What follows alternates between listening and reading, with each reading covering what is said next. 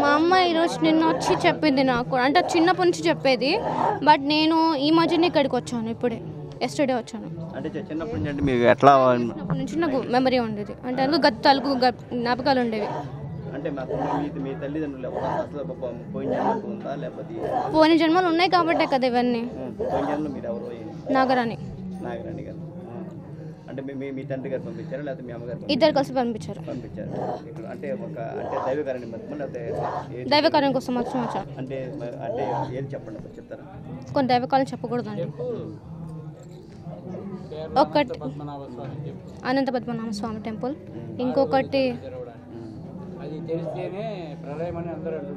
కానీ ప్రళయం కాదు, ఇంకొకటి వచ్చేసి ఆ టెంపుల్ అంటే విజయనగరంలో ఉన్న టెంపుల్. ఇంకా చాలా ఉన్నాయి, మీకు చెప్పకూడదు ఇప్పుడైతే. కనుక సమయం వచ్చినప్పుడు ఖచ్చితంగా చెప్తాం.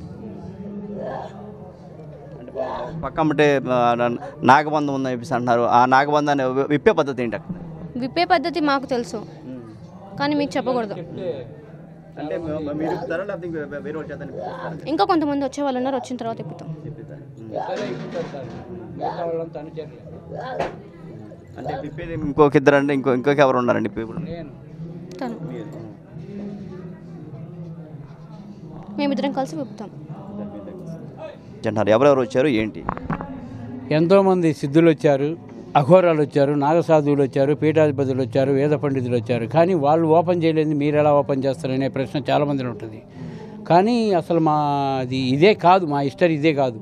మేము ఏదో సెంట్రల్ గవర్నమెంట్ జాబ్ చేసుకునేవాడిని.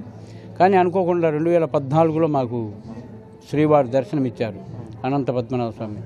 దేనికి ఏమిటి అన్నప్పుడు నాకు కొన్ని సూచనలు చూపించారు. దానికి అన్నీ వదిలేసి నేను సినీ ఫీల్డ్లో ఉండేవాడిని. అది కూడా వదిలేసి బాబా గారు కనపడంగానే వచ్చి ధ్యానంలో కూర్చున్నా. శ్రీవారు కనిపిస్తూనే ఉన్నారు. 6వ గది తలుపు తెరవకపోతే ప్రళయం వస్తుందని చెప్తున్నాడు ఆయన అనేక రకాలుగా. మేము చెప్పినట్టు జరిగింది. మేము కాలజ్ఞానం కూడా రాస్తాం. ఇంతకుముందు ఎన్నో చెప్పాను, బుక్స్ ఉన్నాయి, నేను రాసిన కాలజ్ఞానం అన్నీ. మన ప్రపంచంలోనే దేవాలయాలన్నీ మూతపడతాయన్న. నేను చెప్పిన ఒక నెల రోజుల కరోనా ద్వారా మూతపడిపోయినాయి. మళ్ళీ ఒక వింత వ్యాధి వ్యాపించి మొత్తం స్ప్రెడ్ అయిపోతుంది, ప్రపంచం కూడా జనాన్ని బయటికి రానికుండా బంధించబడతారు ఇంట్లోనే అన్నాం. అది కూడా జరిగింది.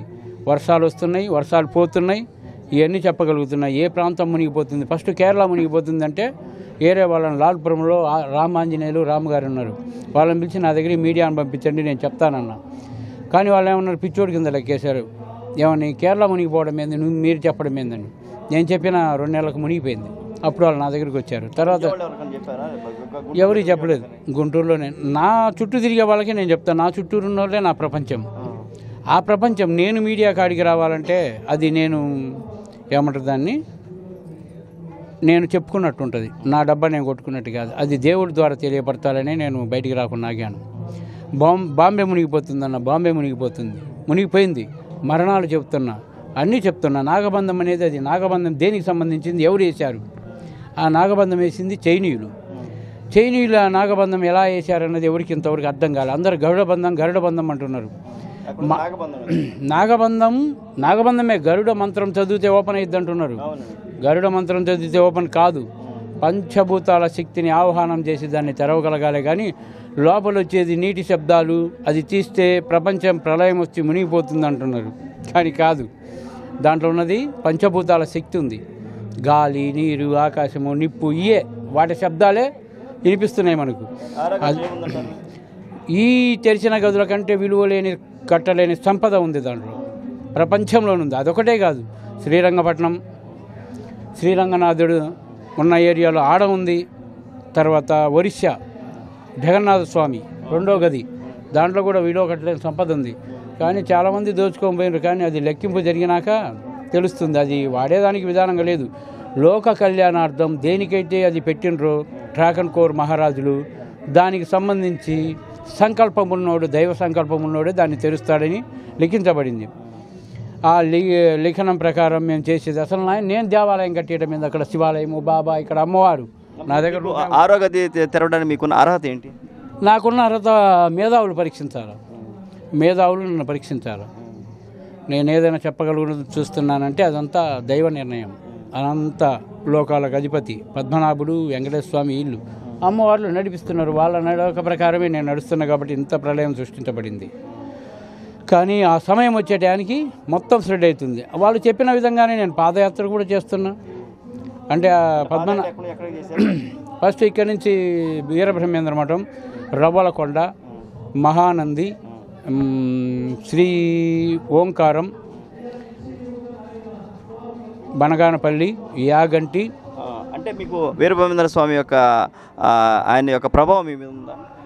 మా మీద ప్రభావం అంటే అతనే మాకు చూపిస్తున్నాడనే నమ్మకం మాలో ఉంది. మేము ఉన్నాడని నమ్ముతున్నాం వీరబ్రహ్మేంద్ర స్వామి. ఇప్పుడు ఈ అమ్మాయి వస్తుందని నేను 6 నెలల క్రితమే చెప్పాను. ఎక్కడి నుంచి? ఒక రాయలసీమ నుంచి వస్తుందని మా శిష్యుడికి చెప్పాను. ఈ అమ్మాయి, ఒక అమ్మాయి దైవానికి సంబంధించిన పద్మనాభ స్వామి టెంపుల్ తెరవడానికి, ఇక్కడ కలవడానికి ఆ అమ్మాయి వస్తుంది అన్నట్టు తెలిసింది. తర్వాత ఆ అమ్మాయిని చూశాను, మీడియాలో చూసిన తర్వాత యూట్యూబర్లో. ఆ అమ్మాయిని పిలిపించడానికి 15 రోజులు కష్టపడి ఆ అమ్మాయిని తెలుసుకొని నేను మాట్లాడిన తర్వాత ముందు మా శిష్యురాలు మాట్లాడింది, తర్వాత మా గురువు మాట్లాడుతున్నప్పుడు నేను మాట్లాడినప్పుడు ఆ అమ్మాయికి జరిగే విధానం, ఆ అమ్మాయి ఏంటి, ఆ అమ్మాయికి ఏమేమి జరుగుతుంది, ఆ అమ్మాయి కరెక్టా కాదా మొత్తం చెప్పేసిన తర్వాత ఆ అమ్మాయి ఓకే వస్తాను, మీరు చెప్పినవి మొత్తం కరెక్టేనని ఈ అమ్మాయి ఇప్పుడు చెప్పింది. ఏం పేరు ఈ అమ్మాయి పేరు?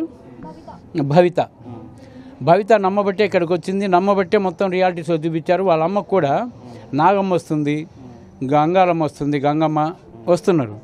వాళ్ళమ్మ కట్టలేసినారని గత 2 ఏళ్ళ 3 ఏళ్ళకి చెప్తున్నారు. ఒంట్లోకి రావట్లేదు. అది కూడా రాత్రి తీశాను, నాట్యం ఆడిపించాను. ఇప్పుడు చూడండి, మీరు చేస్తాను. నాకేందంటే ఇది స్వయంభూ, నేను నేర్చుకున్న విద్య కాదు, నాకు గురువే లేడు. నేను గురువునే కాదు, ఓన్లీ ఒక భక్తుడిని. ఆ టెంపుల్ గది తెరవడానికి సంకల్పం ప్రకారం, నిర్ణయించబడ్డ ప్రకారం నేను నడుస్తున్నా. కానీ కొందరు అనుకోవచ్చు, దానికి మేధావులు, పీఠాధిపతులు, పెద్దోళ్ళు ఉన్నారు. మాకు వేదాలు రావు, మంత్రాలు రావు, ఏం రావు, ఓన్లీ ధ్యానం. భోజనం లేకుండా ధ్యానం చేస్తాం, దేన్నైనా చూడగలుగుతాం క్షణంలో. అలాంటివి చేపట్టి వచ్చిన వాళ్ళు, బాగలేని వాళ్ళు వస్తుంటారు, వాళ్ళకు చూస్తుంటా. దయాలు పట్టిన వాళ్ళకి చూస్తుంటా, శాతపడిన వాళ్ళకు, నాగదోషాలకు హోమాలు జరుగుతుంటాయి. వాళ్ళకి మంచి జరిగితేనే ఇంతమంది వచ్చారు ఎక్కడెక్కడి నుంచో. ఎక్కువ తెలంగాణ నుంచి వస్తారు నా దగ్గరికి. ఇక్కడ మొత్తం 28 చర్చిలు ఉన్నాయి. ఇక్కడ వాళ్ళు ఎవరు రారు, ఏదో వస్తారా వెళ్ళిపోతారు అంతవరకే. కానీ బయటి జనమే నా దగ్గరికి వస్తారు, వాళ్ళు నమ్మే నా దగ్గరకు వస్తారు. ఇప్పుడు వచ్చిన వాళ్ళంతా హైదరాబాద్ వాళ్ళే. ఏం జరిగిందనేది, ఏం చెప్తున్ననేది వచ్చిన జనాన్ని అడిగి మీరు తెలుసుకోండి. ఖచ్చితంగా ఆ భవిత అనంత పద్మనాభ స్వామి కేరళకు సంబంధించిన 6వ గది తలుపు తెరవడానికే ఇక్కడికి వచ్చింది. అది దైవం పిలిపించింది. శివాజ్ఞ లేని చీమైన కొట్టదంట. ఆ శివుడు ఆజ్ఞ ప్రకారం ఇక్కడికి వచ్చింది కాబట్టి ఈ రోజు నుంచి మొదలైంది. ఇంకా ఆ అమ్మాయి విధానం మొత్తం తెరిచే విధానం టైం ఉంది కొంచెం. ఆ టైం ప్రకారం ఆ అమ్మాయి శక్తిని పొందాలి. ఆ అమ్మాయి చెప్పినట్టు గత జన్మ అన్నది ఉంది. ఫస్ట్ గత జన్మ నాకు తెలిసినంతవరకు అందరూ 3 అన్నారు. ఆ అమ్మాయిది 4వ జన్మ. ఫస్ట్ జన్మ వచ్చి నాగ జన్మ, 2వ జన్మ కోయ జన్మ, 3వ జన్మ రాజు జన్మ, ఇప్పుడు వచ్చి మానవ జన్మ. ఈ 4లోంచి దాటుకొని రావాలి కదా ఆ అమ్మాయి. పోయిన పూర్వ శక్తుల నుంచి రావాలా. కానీ ఒకదానికోసం ఆ అమ్మాయిని చంపబడ్డారు. ఆ చంపబడ్డ శక్తిని మళ్ళీ తిరిగి పొందడానికి ఆ అమ్మాయి అన్వేషిస్తుంది. అందుకే ప్రతి పౌర్ణానికి ఆ అమ్మాయికి శరీరం మారుతుంది, ఖచ్చితంగా మారుతుంది. ఆమెదే కాదు, నా శరీరము మారుతుంది. ఆ అమ్మాయికి పొలుసులు వస్తాయి, నాకేమో దద్దులు వస్తాయి, మొత్తం బాదంకాయ టైపులో, ఈ మొత్తం పైనుంచి కిందకి. వాటిని తట్టుకోగలిగి చేయగలుగుతున్నాం ఈరోజు. అదంతా దైవం అంటుంది. మరి మీరు కూడా ఈ దైవ మార్గం నడవాలా. హిందూ ధర్మ ప్రకారం ఆ సంపద తీసి పేద ప్రజలకు ఉపయోగించాలా. పెళ్ళిళ్ళు కాని వాళ్ళకు పెళ్ళిళ్ళు, ముసలోళ్ళకు, కుంటి వాళ్ళకు, గుడ్డి వాళ్ళకు, అనాథ పిల్లలకు, వీళ్ళందరికీ, హార్ట్ పేషెంట్లు ఉంటారు, అనాథ పిల్లలు, బ్రెయిన్ పేషెంట్లు, వాళ్ళందరికీ ఉపయోగించాలిగా. ఏం చేసుకుంటారు ఆ డబ్బంతా? అక్కడ మన దేశంలోనే ఇంత డబ్బు ఉంది, పక్క దేశంలో పోయి అప్పు తెచ్చుకొని జనాన్ని హింసిస్తూ ఇంత రేట్లు పెంచుతున్నారు. దానికి కారణం ఎవరు? మరి ప్రజాప్రతినిధులు ఏం చేస్తున్నారు? ఈ పీఠాధిపతులు ఏం చేస్తున్నారు? జనజీయర్ స్వామి ఉన్నాడు, స్వరూపానందం ఉన్నాడు, విజయేంద్ర సరస్వతి ఉన్నారు. మోడీ కూడా కారణ జన్మ అన్నారు. అవును, కారణ జన్మే మోడీ కారణ జన్మే. తర్వాత ఉప ముఖ్యమంత్రి పవన్ కళ్యాణ్ కూడా కారణ జన్ముడే. హిందూ మతం ప్రకారం వాళ్ళకి నిర్దేశించిన పనులు చేయడానికే వాళ్ళు ఈ నిర్ణీత ప్రదేశాల్లో ఉన్నాడు. కానీ వరహాదేవిని ఆహ్వానం చేస్తాడు ఎవరు? పవన్ కళ్యాణ్ గారు. కానీ వీళ్ళిద్దరు కలిశారు కాబట్టి హిందూ మతం పైకి లేస్తుంది. ఆ పద్మనాభ స్వామికి వీళ్ళిద్దరే మాకు రహదారి చూపిస్తారని మేము అనుకుంటున్నాం. సెలవు. మా ధర్మకర్త గారిని అడగండి. అమ్మ, మీకు భవిత అమ్మ నాగరాణి అనే పాప, మీ పాప అవునండి. మీకు ఎట్లా తెలిసింది ఫస్ట్ తను నాగరాజు కూతురు అనేది పాప చిన్నప్పటి నుంచి చెప్పేదా? ఆ సైన్స్ అంటే ఆ యొక్క లక్షణాలు ఎట్లా ఉన్నాయి, ఏ విధంగా కనుక్కున్నారు? 9 సంవత్సరాల నుంచి పాప చెప్పేది, ఒక అడవిలోకి వెళ్ళాలి, మా అమ్మ పిలుస్తుంది, మా అమ్మ మా నాన్న ఉండరు, అలా విగ్రహాలు తీయాలి, అవే కాదు ఇంకా చాలా ఉన్నాయి, ప్రజెంట్కి నేను వెళ్ళాలి, నన్ను వదిలేసే అని చెప్పేది. అట్లా మనం వదిలేయలేం కదా, కాళ్ళు చేతులు కట్టేసుకునే రోజులు కూడా నాకున్నాయి. పాపను ఎక్కడికి పారిపోతుందో ఎక్కడికి వెళ్ళిపోతుందో అని చెప్పేసి అలా హాస్పిటల్ తిప్పాను, అన్నీ చేశాను, అన్ని స్కానింగ్ కానీ, ఎంఆర్ఐ స్కానింగ్ కానీ, సిటీ స్కానింగ్ కానీ, బ్లడ్ టెస్ట్ కానీ అన్ని రిపోర్ట్లు అంటేలా నార్మల్ వచ్చింది. రీసెంట్గా పౌర్ణమి రోజు కూడా ల్యాబ్ టెస్ట్కి వెళ్ళింది, పాప బ్లడ్ కానీ పాప స్కిన్ కానీ, పౌర్ణమి రోజు ఊడిపోయే స్కిన్ ఉంటుంది కదా, అది కూడా వెళ్ళింది. 45 రోజులకు రిపోర్ట్ వస్తుంది, ఇంకా 20 రోజులు పడుతుంది రావడానికి. ఒక విషయం, అంటే స్కిన్ ఊడిపోవడం అనేది అంటే పుట్టినప్పటి నుంచి ఉందా లేకపోతే పుట్టినప్పటి నుంచి లేదు, పుట్టినప్పటి నుంచి లేదు. 18 సంవత్సరాలు పడినా నుంచి ఒంటి మీదకి కుపుషంలాగా రావడము, వచ్చినప్పుడు నొప్పి అనేది ఏడుస్తానంది. అట్లా 2-3 సార్లు చూసాము, ఏమో మార్పులు చెరుపులు అంటే ప్రకృతి వల్ల కావచ్చు, స్కిన్ అంటు మీద కావచ్చు అని మేము అట్లా అనుకున్నాము. అది ప్రతి పౌర్ణానికి వస్తుంది, ప్రతి పౌర్ణానికి వస్తుంటే ఆమె జాతకం కూడా పంతులు గారులకు చూపించడం జరిగింది, వాళ్ళు కూడా కన్ఫర్మ్ చేశారు. ఇంకా తను చెప్పిన గుడి ఎక్కడుండేది మాకు తెలియలేదు. రీసెంట్గా ఒక 8 మంత్ అవుతుంది. ఆ 8 మంత్లో మనకు తెలిసిన ఇంకో గురువు గారు హైదరాబాద్లోనే ఉంటాడు, ఆయన యాకిరెడ్డి అయిన పేరు, ఆయన అనుకోకుండా విజయనగరం రావడం జరిగింది. ఆయన వచ్చిన తర్వాత కాళికామాత టెంపుల్కి వెళ్ళారు. పాప చెప్పిన ఆనవాళ్ళని ఆయనకు దృష్టికి తెలిసిపోయింది. తెలిసిపోతే అక్కడి నుంచి నాకు ఫోన్ చేశాడు, పాప చెప్పినట్టు అన్ని ఆనవాళ్ళు ఇక్కడ ఉన్నాయమ్మా, ఒకసారి మిమ్మల్ని తీసుకెళ్తామన్నాడు. అంటే గుర్తుపడుతుందా పట్టదా, ఇదే టెంపులా కాదు అనేది తీసుకొని వెళ్తా అని చెప్పాడు. కాళికామాత టెంపుల్ విజయనగరం. మళ్ళీ ఒక 10 రోజుల తర్వాత మమ్మల్ని తీసుకెళ్ళాడు. అప్పుడు మనకు మేము ఎవరు మేము పోలే విజయనగరానికి, పాప కానీ నేను కానీ. అప్పుడు రాజు బిడ్డగా అక్కడ జన్మించింది అనేది పాప చెప్పేది నాకు. ఫస్ట్ జన్మ వచ్చేసి నాగరాణి దేవత జన్మ, రెండోది రాజు జన్మ అని చెప్పేది. 2 జన్మలు నాది. ఇప్పుడు గురుగారు అండి 3వ జన్మ, ఫస్ట్ 2వ జన్మేమో కోయదార జన్మ. అది మాకు కూడా తెలియదు, పాపకు కొన్ని గుర్తుకు రాలేదు, ఇప్పుడు పూర్తిగా వస్తున్నాయి. ఇంకా అది ఎంత చేసినా మనం ఎంత కంట్రోల్ చేసినా అది ఆగట్లేదు.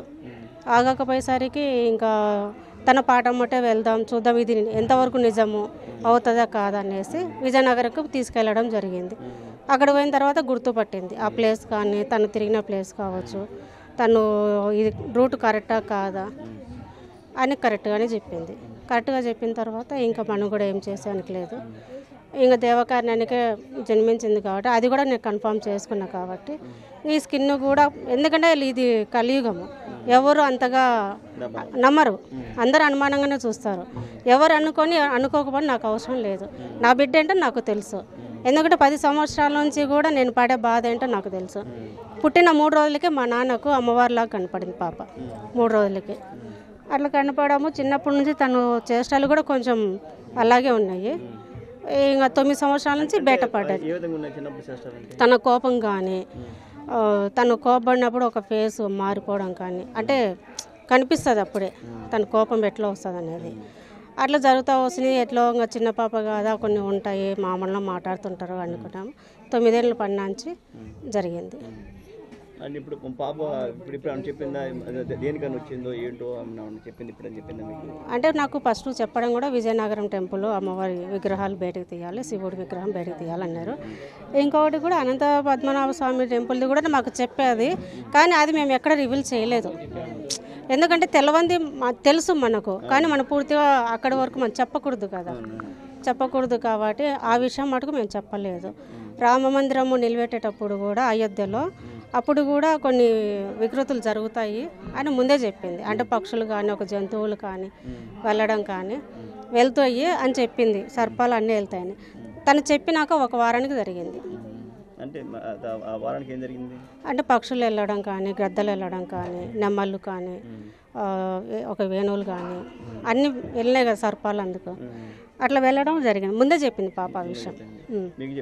నాకే చెప్పింది, ఆ ఇంట్లో వాళ్ళకి అందరికీ చెప్పింది.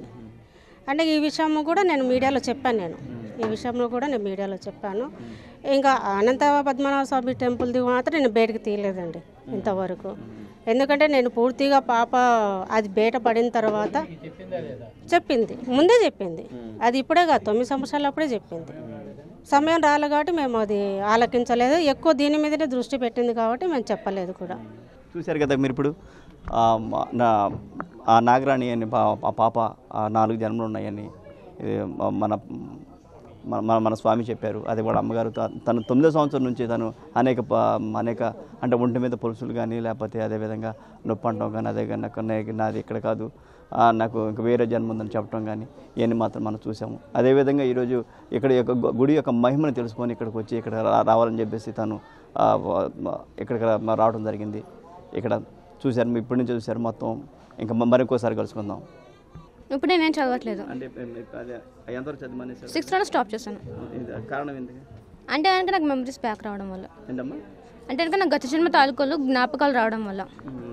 అంటే ఆ జ్ఞాపకాలు వచ్చినప్పుడు మీ ఫీలింగ్ ఎలా ఉండేది? హెడేక్ వచ్చేది నార్మల్గానే. అంటే ఇంకా గతం గురించి ఎవరికి ఎలా ఉంటుంది నాకు కూడా సేమ్ అంతే. అంటే ఏ టైంలో మీకు గత జ్ఞాపకాలు? అది ఎప్పుడు టైమింగ్ ఎవరు చెప్పలేరు. అంటే మీకు ఆ సైన్స్ ఎలా ఉండేవి మీకు? అంటే ఆ యొక్క వచ్చేటప్పుడు ముందు ఎటువంటి సూచనలు కనిపించేవి? సూచనలు ఏమి ఉండవండి నాకైతే మాత్రము. నాకు ఎప్పుడైతే కనుక ఇప్పుడు మీరు ఎలా ఉన్నారో నాకు జస్ట్ అలా విజువల్స్ ఓపెన్ అవుతాయి అంతే, నేను అవి చూస్తాను అంతే. మీ అమ్మగారితో చెప్పాడు మీరు? లేవు కానీ నేను కనిపించగానే ఫస్ట్ మా అమ్మకి చెప్తాను. మీ అమ్మగారు ఏమన్నారమ్మా? ఏమలేదు ఇంతవరకు అని నమ్మారు. సో అందుకే నేను ఇంత దూరం వచ్చాను. ఒక తల్లి సపోర్ట్ లేకుండా ఎవరు ఇక్కడికి రాలేదు. విజయనగరంలో ఉన్న అక్కడ గుడికి వెళ్ళారట, అది ఆ వివరాలు చెప్తారా? ఆ వివరాలు అంటే టెంపుల్ లోపల ఉందండి, భూమి లోపల. అది బయటకు తీసేంత వరకు మీకు కూడా నేను చూపించడానికి కదా, అంతే. ఇప్పుడు మీ యొక్క అంటే ఇంకొక కార్యక్రమం కూడా అని చెప్పేసి అంటున్నారు. ముందు అనంత పద్మనాభ స్వామిది, తర్వాత నెక్స్ట్ రాజు టెంపుల్.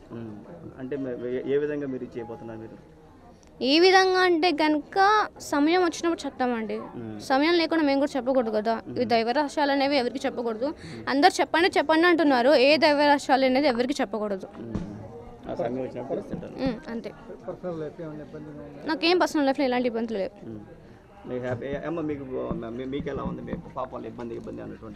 పాపది ఇబ్బంది అంటే ఇంకా దేవకారానికి పుట్టినప్పుడు కొన్ని సమస్యలు వస్తాయి, అన్నీ ఉంటాయి. దానికి ఎదుర్కోవడానికి తల్లిదండ్రులుగా మనం ముందుకు ఉండాలి.